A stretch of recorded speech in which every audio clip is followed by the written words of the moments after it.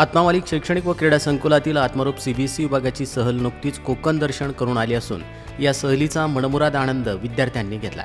ऐतिहासिक व निसर्गरम्य ठिकाणांना भेटी देत विद्यार्थी सहलीचा आनंद घेत होते।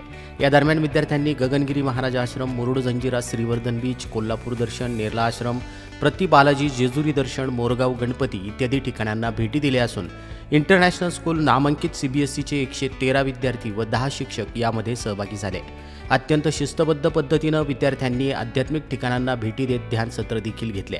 या सहलीस प्राचार्य मयूर ढोकचवळे सर यांचं मार्गदर्शन लाभलं असून गाजरे सर, ज्ञानेश्वर मेहरे सर व इतर सर्व शिक्षक वृंदांनी अथक मेहनत घेतली आहे। परमपूज्य सद्गुरू आत्मामालिक माऊलींच्या आशीर्वादाने सहलीचे सर्व विद्यार्थी संकुलात पोहोचले असून सहलीत सहभागी सर्व विद्यार्थ्यांचं संस्थेचे अध्यक्ष माननीय श्रीमान नंदकुमारजी सूर्यवंशी साहेब यांनी खूप खूप अभिनंदन केलंय आणि पुढील वाटचालीस हार्दिक शुभेच्छा दिल्या आहेत। आत्मामालिक न्यूजसाठी संपादक सागर आहिरे, कोकम ठार।